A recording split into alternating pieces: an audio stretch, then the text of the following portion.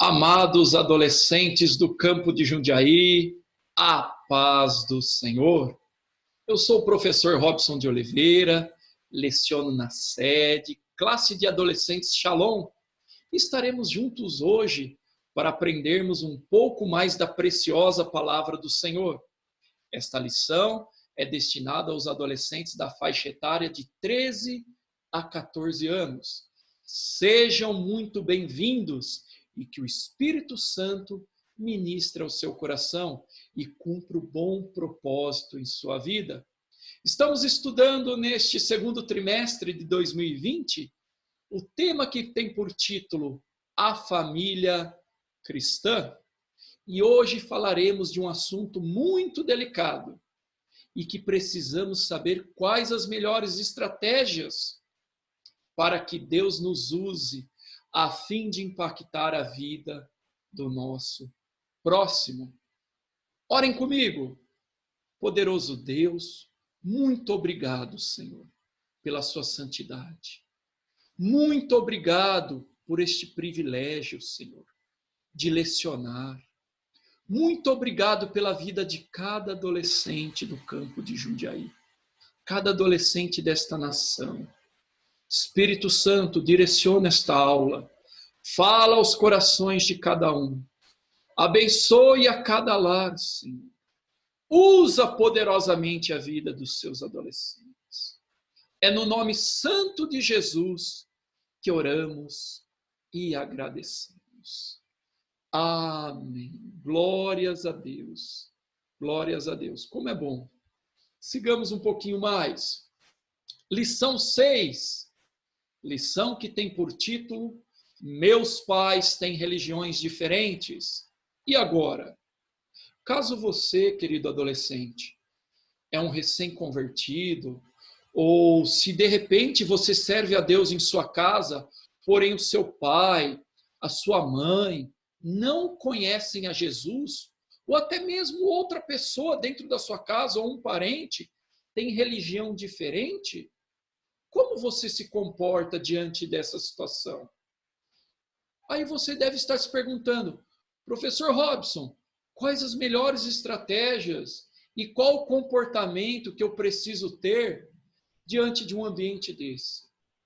Agora, se de repente os seus pais são cristãos, glórias a Deus por isso. E creio que através dessa lição você aprenderá conceitos onde no tempo certo poderá ajudar amigos, conhecidos, parentes que estejam passando por uma situação como esta e poderão lhe perguntar: meus pais têm religiões diferentes, e agora? Deus seja louvado por isso. O texto bíblico que a nossa lição traz se encontra em Mateus, o Evangelho de Jesus Cristo segundo Mateus, capítulo 10, versículo 37, que diz assim: quem ama o seu pai ou a sua mãe mais do que ama a mim, não merece ser meu seguidor. Quem ama o seu filho ou sua filha mais do que ama a mim, não merece ser meu seguidor.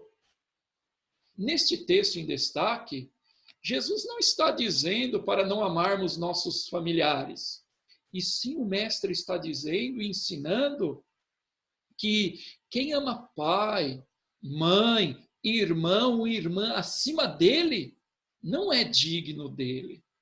Aprendemos neste ponto aqui do texto que a coisa mais preciosa em nossa vida deve ser amar a Deus e servi-lo de todo o nosso coração, pois de nossos familiares, da nossa casa, é o Senhor que cuida. E tenho certeza, o Senhor fará milagres no seu lar. Em Jeremias 29, do 12 ao 13, diz assim: então me invocareis, passareis a orar a mim, e eu vos ouvirei. Buscar-me-eis e me achareis, quando me buscardes parcialmente? Não. Quando me buscardes de todo o vosso coração. Caro adolescente, seus sonhos, seus projetos, sua família, sua vida, entregue nas mãos do Senhor. Desenvolva a comunhão e amizade com Deus e você virá milagres em sua casa. Quando você passa a ter experiências com Cristo, não importa se seus pais, seus parentes têm religiões diferentes, você se manterá firme, pois ama Ele acima de tudo e poderá dizer com autoridade, com os olhos da fé: eu e minha casa serviremos ao Senhor. Esse texto se encontra em Josué 24, 15. Avancemos um pouquinho mais. Os objetivos desta lição: explicar o que é religião, conscientizar que Deus deve ser amado sobre todas as coisas e propor uma maneira de pregar o Evangelho à família, de pregar o Evangelho aos familiares. Que maneira é esta? Que forma é esta? Iremos, ao decorrer desta lição, explanar melhor este assunto. Muito bem. A religião. A religião. O Brasil, ele é um Estado laico, ou seja, o poder do Estado é oficialmente imparcial em relação às questões religiosas, não apoiando nem se opondo a nenhuma religião, o que significa que diversas religiões elas podem se manifestar livremente em nosso país.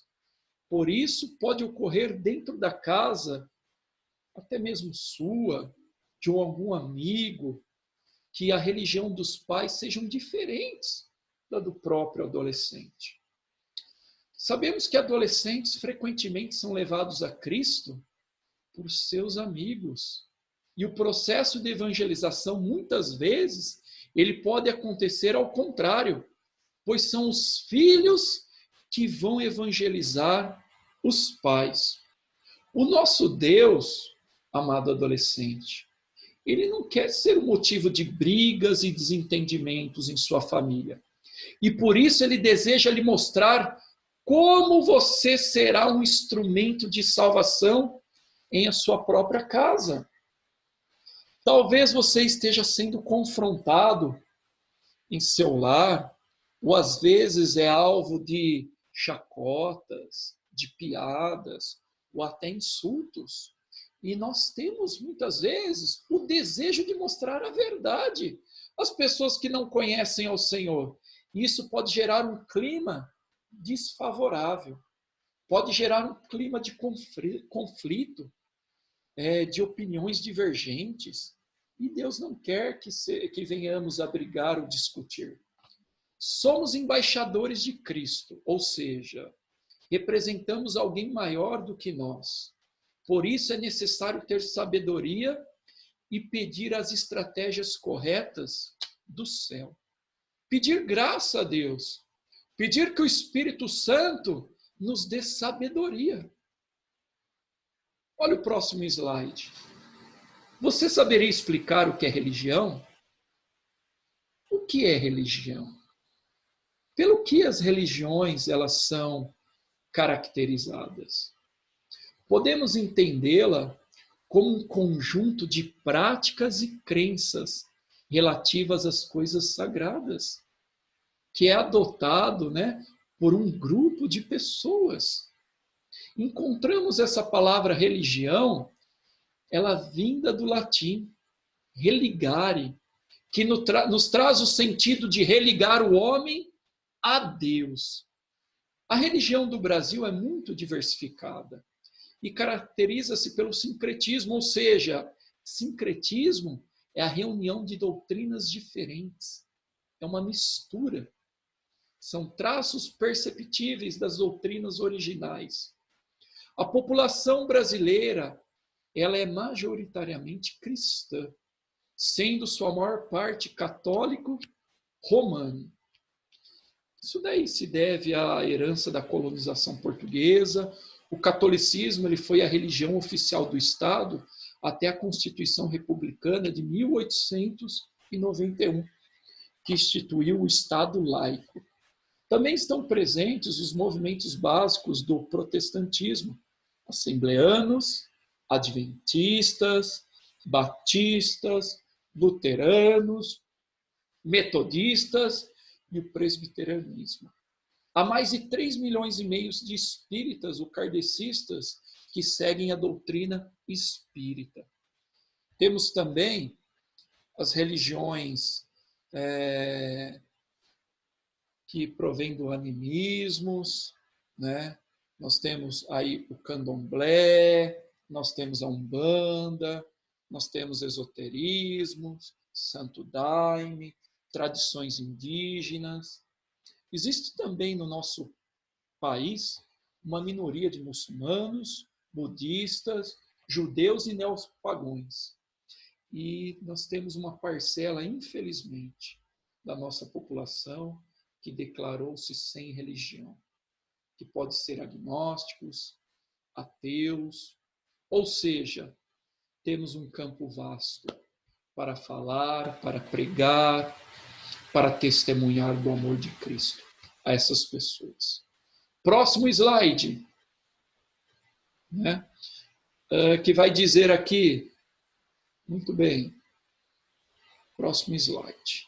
Por exemplo, você muito provavelmente está em uma igreja cristã, que por sinal é classificada como parte de uma estrutura religiosa em nosso país. Como vemos no slide aqui, uma das nossas práticas é o hábito de se reunir regularmente para cultuar a Deus. Apesar desta pandemia, né, os nossos cultos estão sendo online, mas queira Deus que essa pandemia passe logo e que em breve estejamos juntos na igreja adorando ao Senhor. E temos também uma crença, uma dessas crenças é a inspiração divina da Bíblia, pois cremos que ela é a palavra de Deus. Sobre o termo religare, eu gostaria de deixar mais um versículo para você, adolescente.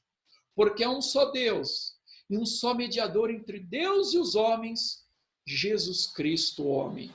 Está lá em 1 Timóteo, capítulo 2, versículo 5. Entendemos, então, que devemos nos religar. É o homem se religando a Deus. Isto é religião. Jesus disse, eu sou a videira, vós os ramos. Aquele que permanece em mim e eu nele, esse dará muito fruto, pois sem mim nada podeis fazer. João 15:5. O homem estava desligado de Deus por conta da sua queda lá no jardim do Éden. O pecado ele faz separação entre o homem e Deus. Deus fez um plano magnífico de religar o homem a Deus através de Cristo Jesus. O problema, querido adolescente, é que muitos estão em uma religião que não conduz à vida eterna. Estão sendo enganados. Quem serve a um Jesus errado vai parar num céu errado. Jesus disse, eu sou o bom pastor. O bom pastor, ele dá a vida pelas ovelhas. Este versículo se encontra em João 10, 11. Jesus disse que ele é o bom pastor, ele é a porta, ele é o caminho, ele é a verdade, ele é a vida. É ele que morreu e deu a vida por nós. É ele que pagou os nossos pecados. Sigamos um pouquinho mais. Nós vivemos num país de liberdade religiosa, onde cada cidadão tem o direito de exercer a religião que lhe agradar. Nós somos cristãos, seguidores de Jesus Cristo, o que nos coloca numa posição de extrema importância na diversidade religiosa, pois o nosso Senhor nos ensinou que devemos amar a todo ser humano, indistintamente da sua religião. Amar o próximo. Isso não quer dizer que devemos concordar ou apoiar em tudo com os pensamentos diferentes, né? Porque nós devemos nos posicionar. Precisamos afirmar os nossos pontos da fé. Entretanto, sem infringir o mandamento áureo que Jesus nos entregou, Você lembra o que está escrito lá em Marcos capítulo 12, versículo 31? Você lembra? Diz assim: amarás o teu próximo como a ti mesmo.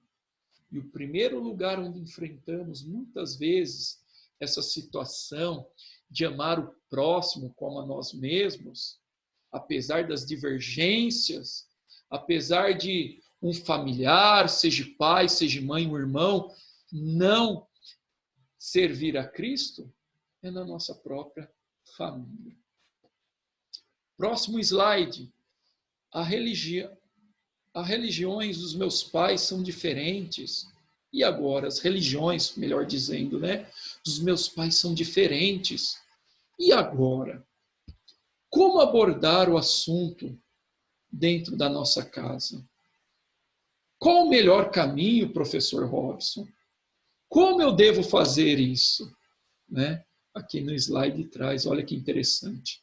O melhor caminho é sendo um exemplo de servo do Senhor, vivendo em amor e respeito. Através de nossos atos, da nossa gentileza, deixando o Espírito governar a nossa vida, nossos familiares verão que há algo diferente nas nossas vidas. Algo diferente está acontecendo. E isto irá intrigar eles, a saber qual a razão da nossa fé. Por que estamos tão alegres? Muito interessante isso.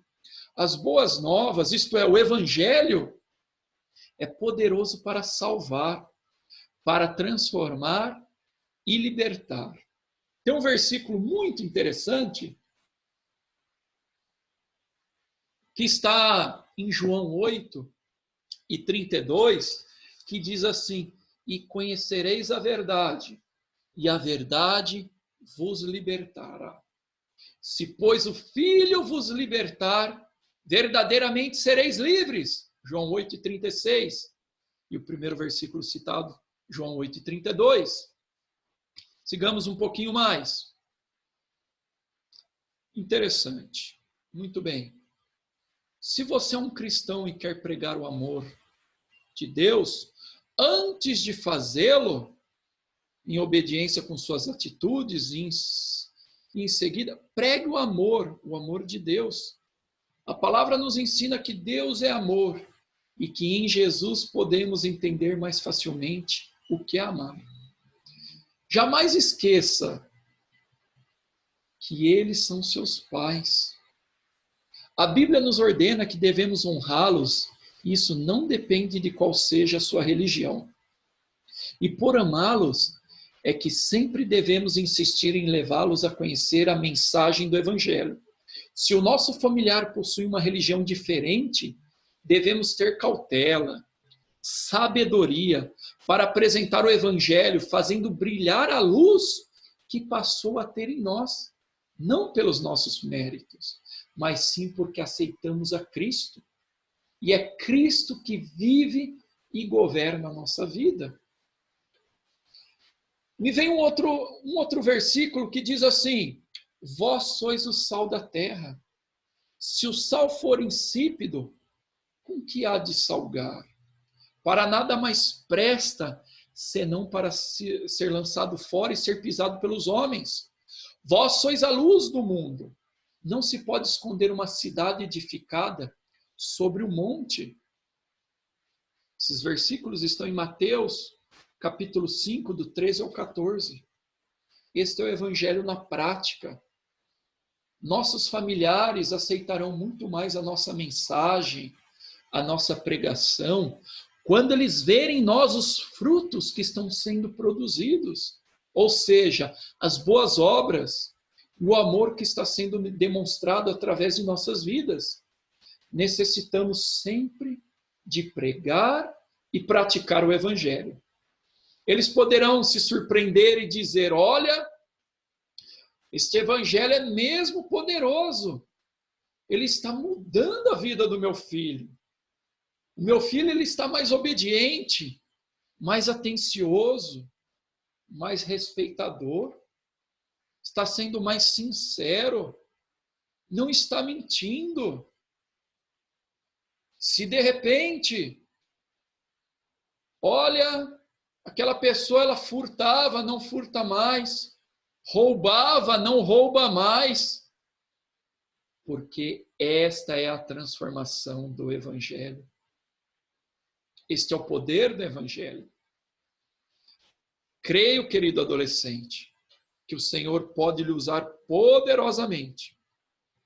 E através de sua oração, orando muitas vezes para que Deus abra a porta de emprego dentro da tua casa, um parente, um pai, uma mãe que está desempregado, alguém que está enfermo, e o Senhor conceda a sua oração, as pessoas ficarão admiradas, pessoas sendo curadas, portas de emprego sendo concedidas, e o nome do Senhor será exaltado. Certa vez Jesus foi visto por alguns homens pregando e ensinando como quem tinha autoridade para falar, pois viram que ele vivia o que pregava. Isso lhe dava autoridade e peso em suas palavras. Se você é um cristão e quer pregar o amor de Deus, antes de fazê-lo, viva em obediência, através de suas atitudes, e em seguida pregue o amor de Deus. A palavra nos ensina que Deus é amor e que em Jesus podemos entender mais facilmente o que é amar. Se fôssemos pensar aqui e refletir, a vida de Jesus é um exemplo claro. Sua obediência até o fim, o seu empenho em fazer sempre a vontade do Pai, isso nos ensina o que é amar a Deus acima de todas as coisas. Sigamos um pouquinho mais. Em Gálatas 1:4, que diz assim: o qual se deu a si mesmo por nossos pecados, para nos livrar do presente século mau, segundo a vontade de Deus, nosso Pai. Vemos que, por obediência a Deus, Jesus se entregou para ser morto por nós. Com certeza, não há maior demonstração de amor do que essa. Não há. Por isso, antes de tomar qualquer atitude, pense como você gostaria de ser tratado em tal situação. Muito bem. Interessante, né? Se você ama a Deus, deve também amar o seu próximo. E não há outra maneira de expressar o seu amor a não ser se colocando no lugar do próximo. Assim como Cristo se fez próximo, assim como Cristo se fez próximo a nós. Por isso, antes de tomar qualquer atitude, pense como você gostaria de ser tratado em tal situação. Agindo assim, você demonstrará o seu amor ao próximo e, consequentemente, também a Deus, mesmo em situações de diferenças. Pregando sem palavras. É natural que, conhecendo o amor de Deus, tenhamos o desejo de pregá-lo a todas as pessoas que conhecemos, principalmente os da nossa família. Que cristão não tem o desejo de dizer: eu e minha casa serviremos ao Senhor?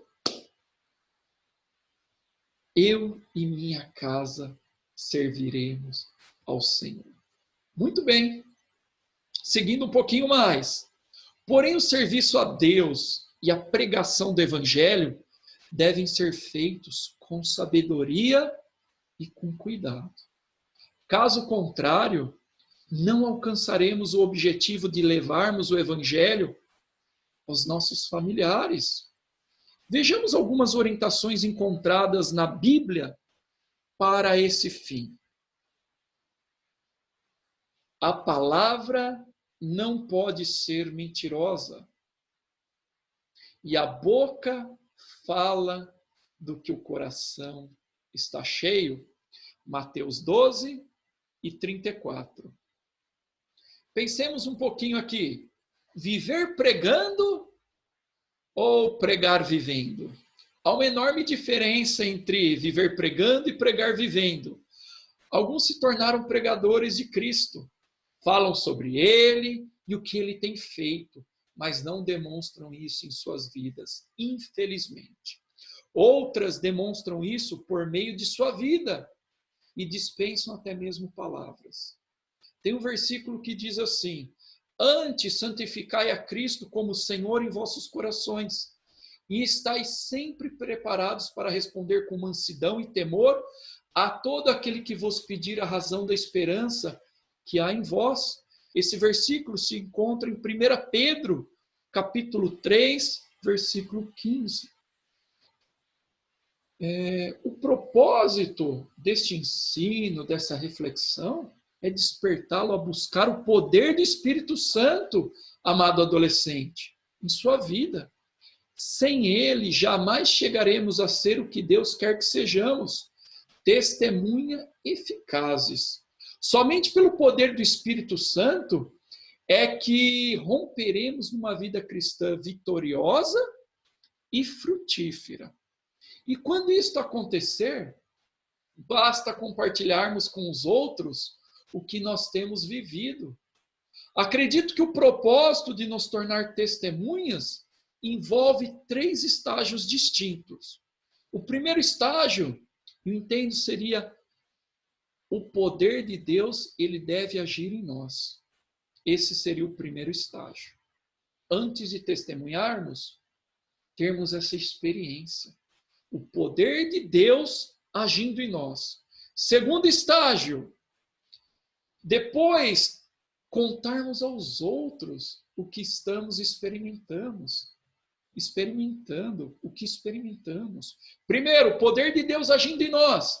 Depois, testemunhando o que temos vivido. E terceiro, Deus confirmará este testemunho. Quando Jesus libertou o endemoniado de Gadareno, aquele homem quis acompanhá-lo em suas viagens e segui-lo. Mas o mestre lhe fez outra proposta. Você se lembra? Diz assim o texto: Jesus, porém, não lhe permitiu, mas disse-lhe: vai para a tua casa, para os teus, e anuncia-lhes o quanto o Senhor te fez e como teve misericórdia de ti. Ele retirou e começou a publicar em Decápolis tudo o que lhe fizera Jesus. E todos ficaram admirados. Está lá em Marcos, capítulo 5.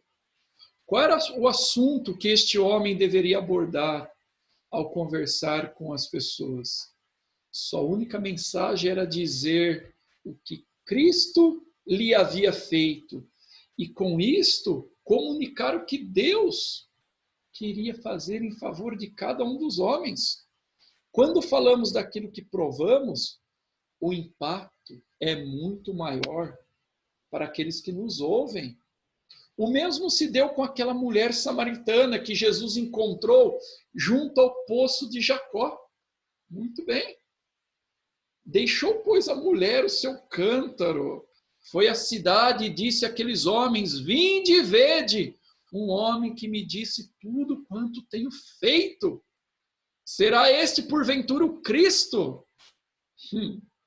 Saíram, pois, da cidade e vinham ter com ele. Que maravilha isso, né? Que maravilha o testemunho desta mulher. Ela disse: ele tem me dito tudo quanto tenho feito. Está lá em João, capítulo 4. Devemos ser testemunhas do Senhor. Devemos testemunhar do seu amor. E para finalizar, glória a Deus, refletindo, finalizando a nossa aula. Pergunta número 1. O que é religião? Reflitam ao longo desta semana, revisitem a sua lição, revisitem a lição 6. Lembra? A palavra religare, ligar o homem novamente a Deus. Há um só intermediador entre Deus e os homens, Jesus Cristo, homem. Número 2, qual é o maior e mais importante de todos os mandamentos? Amar a Deus sobre todas as coisas e o próximo como a ti mesmo. Mesmo amando o nosso próximo, devemos nos posicionar nos nossos pontos da fé, ganhando essas pessoas para Cristo, para que elas possam também herdar a vida eterna. E número 3, como deve ser feita a pregação do Evangelho? Não é pela força, não é por discussões, não é por intrigas, mas sim pelo poder do Espírito Santo que age através da nossa vida. Glória a Deus por isto. Glória a Deus por esta lição, amado adolescente. Eu quero propor ao longo desta semana um versículo para a memorização de vocês, que está em 1 João, capítulo 4, versículo 21, que diz assim: quem ama a Deus, ame também ao seu irmão. Oremos para o término desta aula. Poderoso Deus, no nome santo de Jesus, agradecemos por tudo aqui o que foi compartilhado, por esta ministração, esta aula, pela vida de cada adolescente.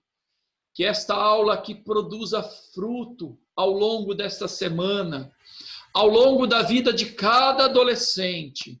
E agradecemos por antes de te amar, o Senhor nos amou primeiro e nos livrou e nos redimiu e nos concedeu a vida eterna.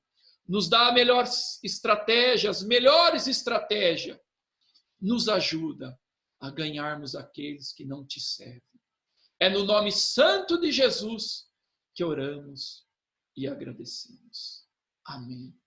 Um excelente domingo para vocês e uma excelente semana no nome santo de Jesus.